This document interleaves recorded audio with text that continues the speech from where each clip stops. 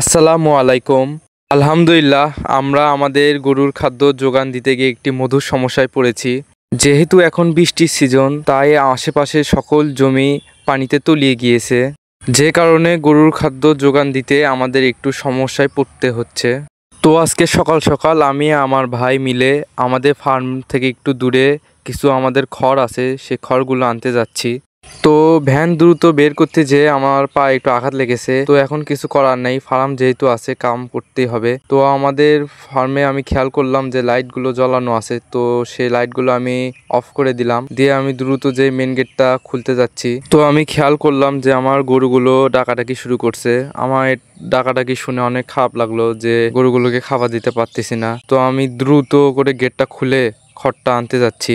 তো আমি এখন বুঝতে পারতেছি যে সফল খামারিরা কেন বলে ঘাস আগে গরু পরে। আপনাদেরকে বলতেছি, আপনারা যদি গরু পালতে চান তাহলে প্রথমে আপনারা ঘাস চাষ করবেন।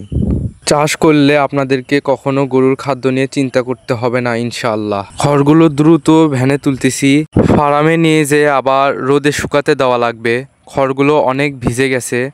আমরা যেহেতু রাস্তার পাশে কাম করতেছিলাম, তো আশেপাশের মানুষ আমাদের দিকে অদ্ভুতভাবে তাকাচ্ছিল। তো আমরা মানুষের দিকে না তাকিয়ে আমাদের কাজে মনোযোগ দিই।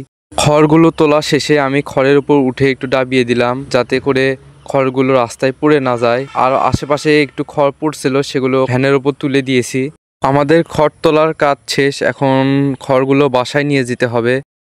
তো আমি এখন অনেক কষ্ট করে নিয়ে যাচ্ছি। খড়গুলো ভেজার কারণে অনেক ভারী হয়ে গেছে ভ্যান। আমরা বাসায় চলে এসেছি। আকাশে মেঘ পড়ে গিয়েছিল, তো মনে করছিলাম যে বৃষ্টি হবে, কিন্তু একটু পরেই মেঘ সরে যে রোদ উঠলো। খড়গুলো দেখে কেলানি চলে আসছে, তো কেলানিকে একটু আমি খড় দিলাম। আমি খেয়াল করে দেখলাম যে গরু খড়গুলো খাচ্ছে না, নষ্ট করতেছে। তো আমি নিয়ে যে দূরে ডাব গাছের সাথে বেঁধে তুললাম। আমি খেয়াল করলাম যে খুব সুন্দর রোদ উঠছে, আলহামদুলিল্লাহ। গরুকে তাড়াতাড়ি গাছের সাথে বেঁধে দ্রুত খড়গুলো বিছে দেব ইনশাল্লাহ। হাতটা ধুয়ে নিলাম। এখন খড়গুলো পুকুর পাড়ে চতুর্দিক দিয়ে ছিটিয়ে দেব। অল্প অল্প করে ছিটিয়ে দিচ্ছি যাতে তাড়াতাড়ি শুকিয়ে যায়। আপনারা এখন মনে করতেছেন যে আমরা কেন কাজ করতেছি, আমরা লোক নিলেই তো পারি, তাহলে তো আমাদের এত কষ্ট হয় না। কিন্তু আমাদের এইদিকে এখন ধান কাটার সিজন, সবাই ধান কাটতেছে, কেউ এখন এসব কাজ করতে চায় না। যে কারণে আমাদেরই করতে হচ্ছে। আর নিজের কাজ নিজে করলেই অনেক ভালো। আপনি আপনার কাজ বুঝতে পারবেন যে আপনার কি করতে হবে না করতে হবে।